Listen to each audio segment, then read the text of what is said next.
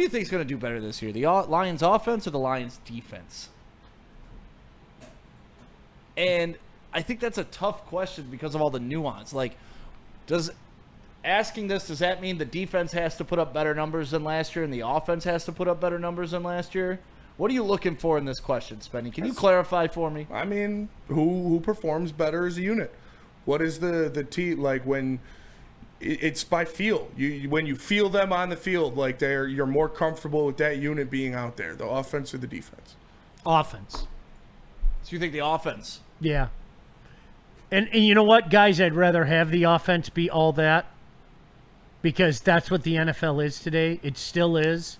Let there be, again, how people argue this is unbeknownst to me, let them have the line of scrimmage controlled. It still comes down to the trenches. Let this offensive line come together. I don't think we can minimize the Ragnow disappearance and retirement. I don't think there's any way we can minimize it, but it can get better as the season progresses. If this defensive line is as good as we think it is, yes, but I think, when you're talking top 5, okay, you're talking elite. Would you consider this Lion defense top 5? It was last year. I was going to say they were top 10 last year through entirety, right? With all of the injuries, right. But also played a pretty soft schedule. But they were top 5 before the injuries. They were top 5. So that's the great unknown, right? But they're not playing the Titans and the Jaguars this year. 1,000%, and that's why I think this offense can continue to do what this offense has done, and then some. I mean that, and then some. That's why the wording of this question, it can be answered several ways. Will the offense or defense be better for the Lions this season? If I'm comparing the two, the offense has to be better than the defense. Otherwise, what we're witnessing is a major regression in offense. And I don't think that can lead to Lions' success if that happens. But if we're talking who will be better compared to last year, I think the defense will take major leaps compared to what it did last year because the offense, not many parts have changed on it. The defense, a lot has changed on it, honestly. And I know we could talk about Frank Ragnow and all that, but your skill players are still the same. You still have Penei Sewell. You still have Taylor Decker. You still have Jared Goff, who can help with the protection scheme of any young center, helping him identify the mic and sliding the protection where he needs to. So in that aspect, I'm not really worried about the offense. But if the defense jumps the offense, that's not great for this Lions team. No, I agree with you, especially in this league. I don't care what anybody says, especially in this league. And again, I don't want one person to say, you think the defense is going to take a step back? I think it's much ado about nothing, all the talk about the defensive line. I'm sorry, I do. I think people have short memories. In a perfect world, would it be great to add an edge? Yes. And I don't know if you know this, but there is something called a trade deadline, that if something presents itself, and the NFL is very desirous into making that trade deadline something, if they want to add something, they can. But Spenny, to your point, I think people forget how good this defense was before the injury started. Now, some injuries are going to happen. That's the way it is. There's no way in Hades you're going to have the level of injuries that you had last year. There's no way that's going to happen. And especially when Hutch was in there, I think people forget just how good this defense was. So what are we looking at then? Top 10 defense, top 5 offense? I think that's fair. Spenny, are you comfortable with that? Yeah. Or is that what it needs to be? That's what it needs to be, and I think that's what it will be. I think it's fair. I do. I don't think that's being slapdick. No, I think that's... This offense is so damn good, you guys. And I'm sorry, I don't care. We haven't seen John Morton driving this thing. True, but I'm the great unknown, right? I'm a firm believer in talent. I am. And we've got talent on this offense. Yes. You know what you do? Part of what made Jared Goff successful, okay, is you finally had a coordinator saying, hey, instead of trying to make my system work for him, how about I make my system work for him? You know what I mean? And you put that guy in positions of comfortability. That's what great coaches do, right? And they coach to their talent. And you know as well as I do, more often than not, it's ego. No. It's my system. Yeah. My system is what works. And if you don't fit my system, then you don't fit here. And that was a huge part of Jared Goff. So you had a guy that say, I'm not going to try to pound that square peg into a round hole. No. I'm going to make him fit. I'm going to make my offense fit to his skill set. And I'm not worried about the coordinators on either side. Like, I have a lot of faith in Johnny Morton in this offense because, like you said, Jared Goff knows this offense like the back of his hand now. You still got all the same skill players. Handing the ball off to Jahmyr Gibbs or hitting Amon-Ra St. Brown on an out route is not like a complicated offense to get done. Obviously, they got to get the lingo and everything down like that. Not worried about that. Johnny Morton showed us in his very limited time as an offense coordinator, he can get the best out of guys like Austin Seferian-Jenkins, Robbie Anderson, Jermaine Kearse, and Bilal Powell. So I can expect him to do even better things with vastly better talent. The Frank Ragnow thing scares me, and it should scare people more. He was a top 10 offensive lineman in football. He was the best, if not the second best center in football. That should worry people. When we had Allen Robinson on, he echoed the same sentiments. He said, I'm not worried about Ben Johnson leaving. Johnny Morton's fine. Jared Goff knows the offense like the back of his hand. Frank Ragnow leaving sucks. Well, you saw last year when Frank Ragnow struggled against the Bills, look how the offense looked. Yeah.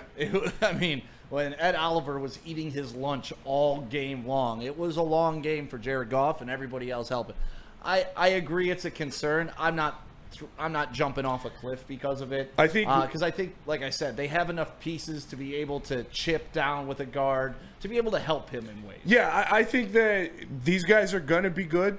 Like, I have a lot of faith in Tate Ratledge. I have a lot of faith in Christian Mahogany and Miles Frazier going forward. Frazier's the sleeper, man. Graham's going to be good, but you are losing 2 Pro Bowl offensive linemen, Pro Bowl level, all pro level offensive linemen from last year's team with Kevin Zeitler and Frank Ragnow.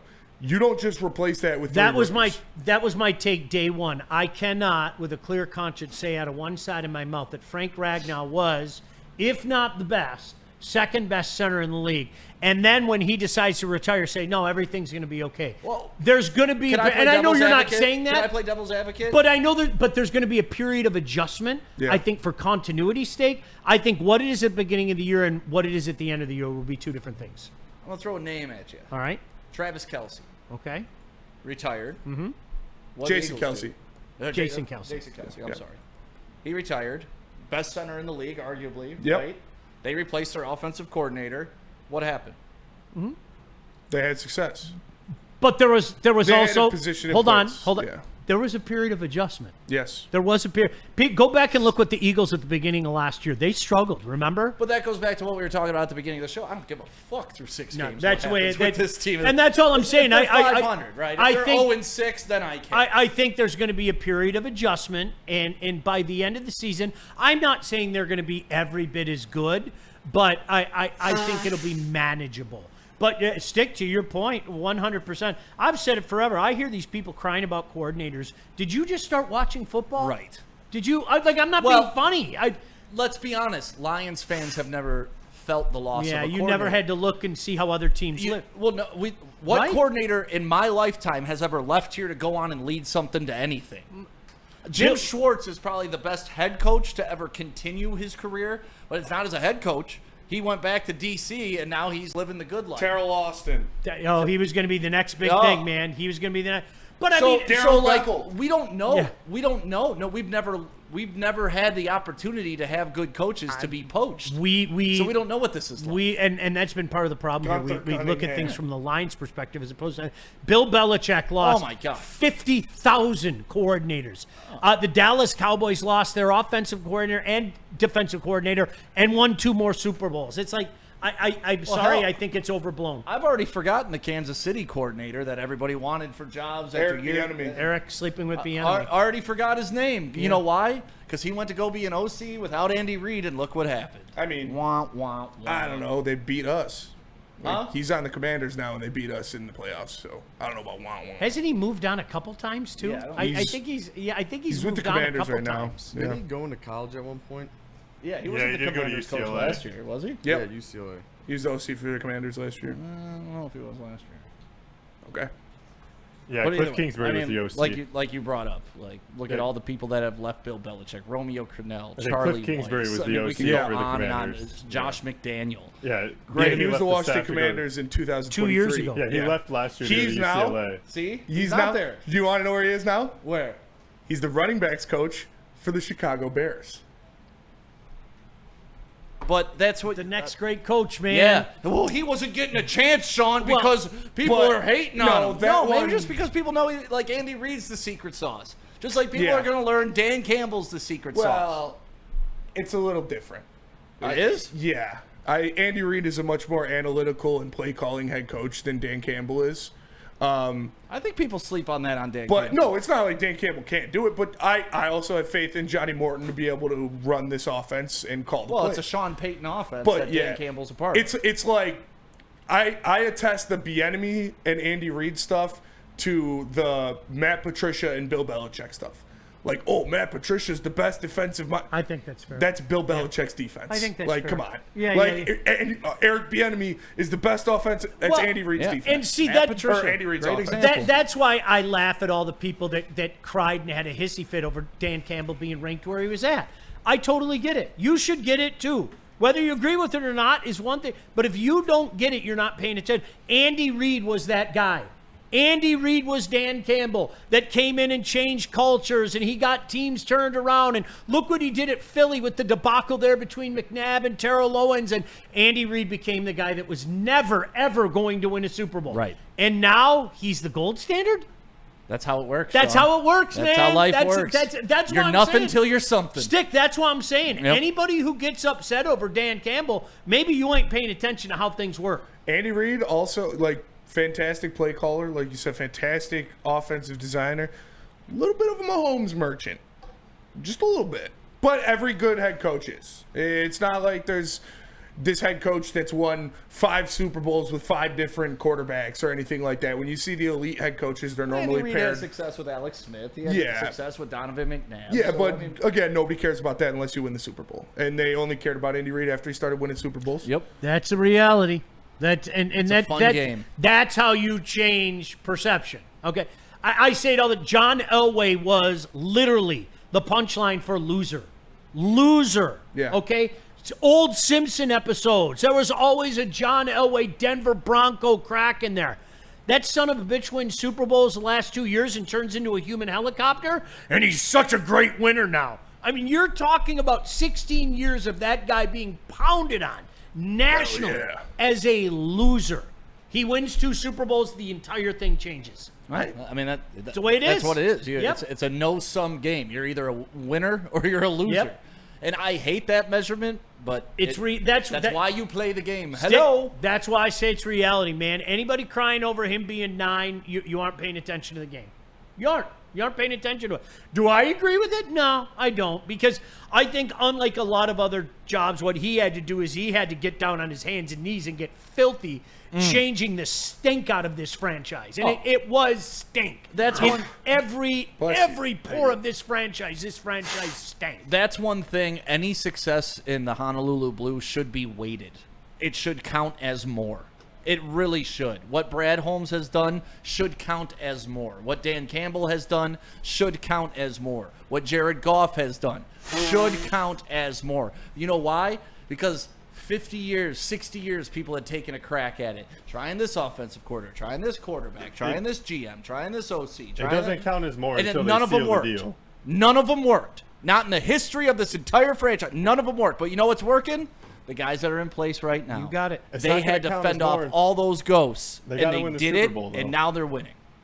They got to win the Super Bowl to make it all better. Like you said, to seal it all home. Yeah, see, for me, the Lions don't have to win the Super Bowl. What these guys have done is taken you from the trailer park to living. That's you becoming what you hate with the Matthew Stafford No, it's not me situation. becoming what I hate. It's me knowing where I'm from. That's the difference. I can appreciate being at the floor level of my franchises now, Super Bowl or bust, instead of we may not win a fucking game. If when all is said and done, 5 years from now, 10 years from now, whatever and they don't win a Super Bowl, I'm going off the Gordie Howe Bridge. Yeah.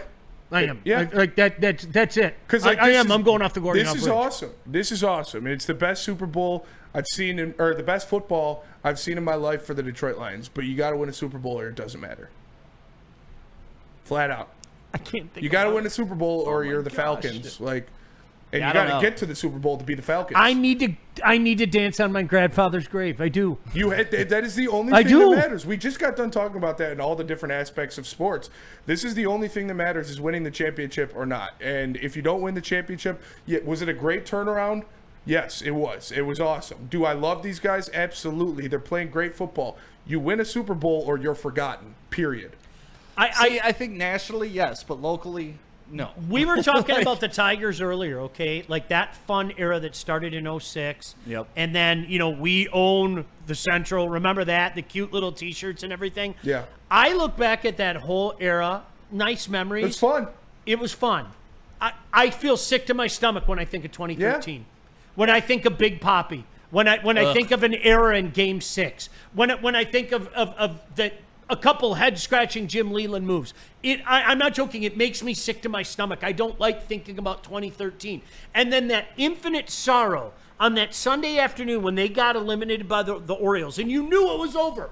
And at that same moment, God was telling me, I don't like you, Sean, because Ford Field was piling out after the Bills hit a 79-yard field goal and put Jim fucking Schwartz on their shoulders at the exact moment we lost that game. And that was God's moment to me saying, Sean, I don't like you.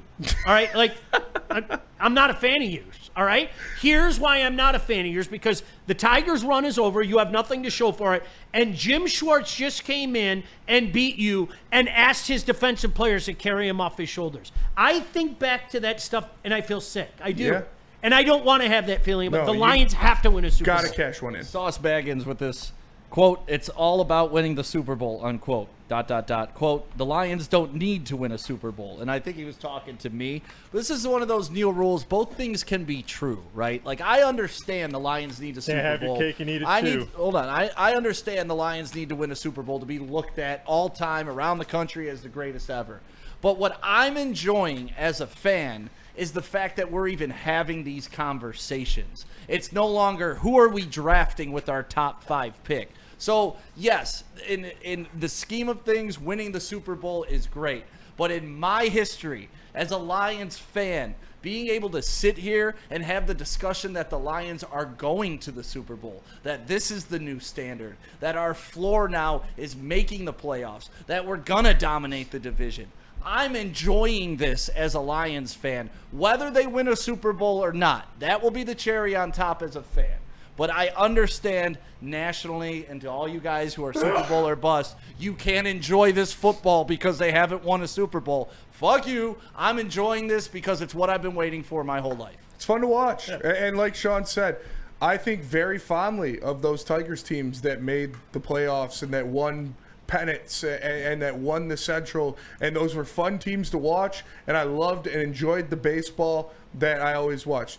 Now when I go back and I think of those teams, I am reminded with failure and disappointment. Yeah. And that's what it is. And it's going to be the same exact thing if the Lions don't win the Super Bowl. That's what we're trying to say. It's real. Yeah, I don't know. I'm sorry. 2 years ago when they went to the NFC Championship game, I'm not looking back on that season and crying. That was the first time I ever got to enjoy playoff football. That was the first time I ever got to see a win in Ford Field at home in the playoffs for the Lions. I mean, we could cry and say, yeah, we didn't win the Super Bowl that year. We blew a 17-point lead. But I'm going to remember beating Matthew Stafford's punk ass in Ford Field with him coming back. And that's I'm cool. going to remember Baker Mayfield getting intercepted by Derek Barnes. Those memories are good to me. Just because they didn't win a Super Bowl doesn't mean that goes away to me. See, this is where I'm going to disagree with you. 2006 didn't bother me for the Tigers because that was just the beginning. Yes. Everything's going to be okay because we're going to go to World Series. Yep. You know what? I look back and I feel sick to my stomach over 2006 now. So, Stick, to your point, am I mad at the 2023 Lions right now? No. Because the window's still open. But if we get to the era where the window's closed, I'll look back at 2023 and I will literally headbutt this window and have 700 stitches across my face. I'll be so pissed. I don't want to be a 49ers fan right now. Right. No. I don't want to be a No. Bills fan But from think Jim about this. Kelly era. 5 that. years ago, what would you have been to be the 49ers fan or a Bills fan? Absolutely. And for that's sure. what I don't want us to forget as a fan base, right? And I get it. We can't always look past what we are. But 5 years ago, we would have killed to be the 49ers. We would have killed to be the Bills. Hell, we would have killed to be anybody but the Detroit Lions. I don't want to get halfway up the mountain and say the view is good enough for here. I want to see the view from the top of the mountain. Yeah, and but I don't I'm want to saying settle for anything less I'm than saying that. I would rather get halfway up the mountain than live at the bottom my whole life. That's all I'm saying. I don't know. Did you go through the same thing I did with 2006? It didn't bug me at all. I look back at 2006 now, the 2006 Tigers, and I feel sick to my stomach because they lost to a shitty team too. Yeah. San Francisco. That's what is St. Louis. They should not have. All of a sudden our pitchers didn't know how to field the ball. Yeah. That was crazy. It- That was crazy. And, yes, and that's the thing. Hindsight 2020. Sorry, Mr. C. We'll look back when Woodward Sports is in 20 years. We'll go back and pull this tape. Thank you guys for being a part of the show today. Thank you to everybody in the chat. Ermanni and Edwards is up next. We are out of here for the day. Have a great Hey, one. guys.